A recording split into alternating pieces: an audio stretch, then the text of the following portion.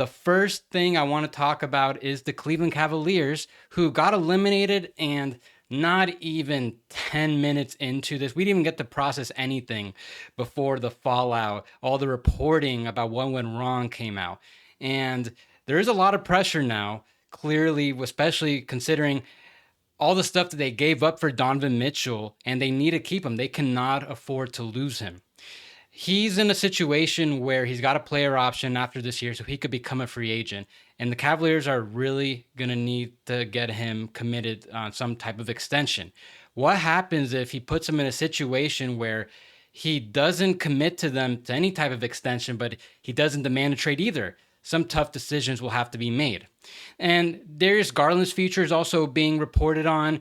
It's supposedly going to be tied with whether or not Mitchell stays. Jarrett Allen's also being talked about as well. Even without any of these players making some push of where they may or may not want to go, big changes are definitely going to come to this roster. And it's because it's getting really expensive. The reason this has all worked so far, they've been able to pay Donovan Mitchell and Darius Garland max contracts, is because Evan Mobley's been making very little on his rookie contract. And now it's time to pay him. He's going to be extension eligible. How sustainable is this group paying two, now three potentially max guys for a core that so far has not been a legitimate title contender? So I want to talk about some of those contract options for those players. I want to get into what the payroll could look like so you could kind of get an idea how expensive it's going to get. And on that note, I do want to touch on one particular trade scenario that's been floated around, mainly Brandon Ingram. Whether it's for Darius Garland or Donovan Mitchell, seems like a pretty clean swap on paper, makes sense basketball-wise, but I'm going to push back a little bit when I get into those payroll issues. So this is the Cavaliers' payroll heading into next season. Biggest thing to note is their proximity to the luxury tax line, the $171.3 million amount.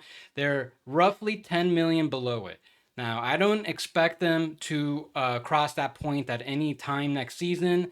So they already have nearly a full roster, so they could really just run it back for the most part. They have enough flexibility to add like one more pretty good player. Might not be enough for Isaac Okoro or to use the entire non-tax mid-level, which is starting at just under 13 million, though I do think they should definitely bring him back. So the Cavs can continue this for like another year or so, but that's really going to change starting next year once the new contracts for Evan Mobley and potentially Mitchell kick in. And the biggest story about the Cavs is like, when are they going to finally stop this too small guard, too center lineup, which seems like it's finally about to happen. And they could definitely easily, in my opinion, reorient the starting lineup to get those wing players, especially just by moving one of Garland or Mitchell. They have enough value to really solve that issue. And it helps a lot that they have Max Strus. He's been playing really well. That contract's looking amazing. So if you're able to just keep one of these guys as your lead guard and move Strus down to the 2, and then get like 2 more forwards in between, now I think you've got a really nice modern lineup. So Donovan Mitchell is extension eligible starting around July. He's going to be able to sign up to 4 years, $208.5 million with the Cavaliers. Keep in mind he's not Supermax eligible. That is because he was only able to do it with the Jazz, and since they traded him, he cannot do it with the Cavaliers. So this is the maximum he can get, which is pretty good value if you can get him for all 4 of those years in a rising cap environment versus what the 35% max would have cost. Now, here's the biggest issue with the Cavs and why they cannot gamble on Donovan Mitchell's future, and that this is the maximum contract that he can sign if he were to leave as a free agent in 2025, sign with another team. $200 million over 4 years. The one he could sign with the Cavaliers is only $8 million more. So if you're Donovan Mitchell, why do you need to commit right now to the Cavs if you're not risking any money? If he was Supermax eligible, it'd probably be a whole different story. The recent history of players becoming eligible for the Supermax is take the money and then deal with your future later if it comes to that.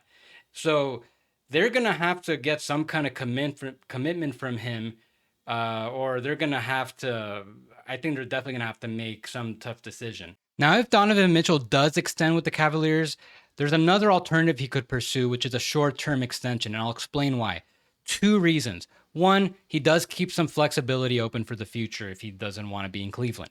Now, if you look around, I don't think there are that many better basketball opportunities realistically. There are teams like the Lakers or Heat, and that's debatable. But at the same time, I don't think they have strong enough offers to get him.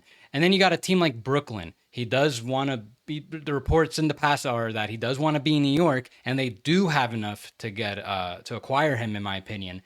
But is that a better basketball situation than Cleveland? I think he has a much better chance at reaching the finals or winning a title over the next 2 years if he stayed with the Cavs. So that's number one, just when you look at what else is out there. But then the other thing is that by signing a shorter extension now, he's able to maximize his earnings over not just the long term, but over the next 4 years. So this is called the Bradley Beal plan. Basically, what Donovan Mitchell could do is sign a 2-year extension for the 30% max. And if he wants to even put a player option at the end of 27-28, and then he becomes a free agent after he's got his 10th year of service, and then he can sign a max worth 35% of the cap, which is basically the super max. And this would allow him to make $32 million more between 2025 and 2029 because he'd be making a lot more money in the last in between 27 and 29 versus if he were to take the regular 4-year max extension he can take right now. So if he does extend with the Cavs, I think there's a very strong chance that he does some type of short-term extension. Now, I've been thinking pretty long and hard about Evan Mobley's next contract. He's eligible to extend this offseason for up to 5 years, projected at $225 million, and I'm sure he's going to command it in negotiations. And if you look at the recent history of centers getting rookie extensions, several max guys like Nikola Jokic, Joel Embiid, Anthony Davis, and just DeAndre Ayton got a max. Domantas Sabonis' recent extension is basically very close to a max. And then you've got another class of centers making around $20 million a year, guys like Miles Turner, Jarrett Allen, Jakob Poeltl, Clint Capella, guys like that. And the only player I can really think of that's in between is Kristaps Porzingis, who's about to make $30 million a year. So when you look at that spectrum, I think Evan Mobley's a lot closer to the max guys. Now, he may not be quite a max player at this point based on how he's been, but if the offense comes along, I'm sure the Cavs feel this way too, that if he's not a max player now, he should be one at some point during his next contract. So I have a hard time right now when projecting the Cavs, seeing Mobley's next contract going any other way but a max. So now I'm looking at the Cavs payroll so far for 25-26, which is the season following the one that's about to happen. And in my projection, I put Donovan Mitchell's first year max salary, Evan Mobley's first year max salary. So now they've got 3 max players, and they're already pretty close to the tax with just 9 players. They still got to fill out several roster spots. Now, I'm not saying that the Cavs are not going to pay the tax in that season.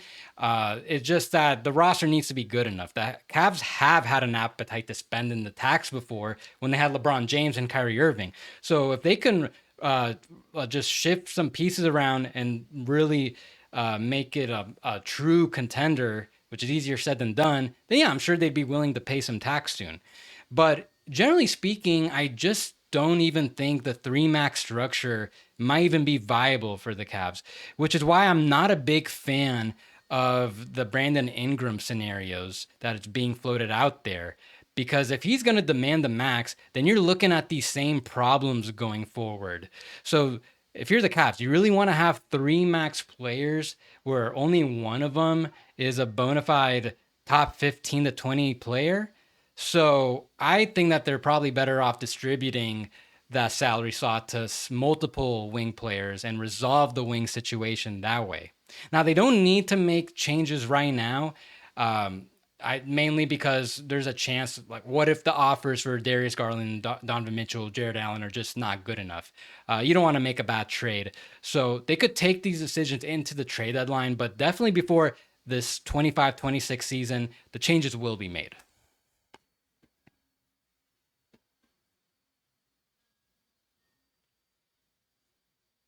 And I think they could resolve their wing situation just from trading one of Darius Garland or Donovan Mitchell. Now, I could see them targeting a guy like Brandon Ingram, making that level of salary anyways, and deal with the finances much later down the line.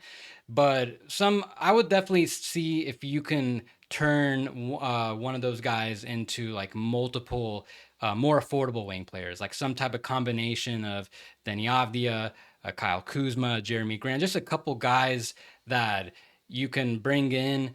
They can help really fill out that lineup and maybe even give you more flexibility to re-sign Isaac Okoro. And that's before they potentially trade Jarrett Allen. I feel like there's a good chance they could resolve their wing situation just from trading one of Darius Garland or Donovan Mitchell. And I think now would be a great time to trade Allen just because he had a really great season. His value is probably really high. He's got 2 years left on a really good deal. And it was a good decision to have him while Evan Mobley was coming along, but I think that's it. Evan Mobley is ready to be the starting center going forward. Now, there's still a lot of time until July, which is when Donovan Mitchell can officially sign an extension. I'm sure the conversations are going on now where they're approaching Mitchell and saying, hey, here's some coaching candidates we could hire. Here's some trade packages that we can get for Darius Garland and or Jarrett Allen. If we hire Coach X and get players Y and Z, will this be good enough to secure a commitment from you? And from then, they'll probably know what they got to do.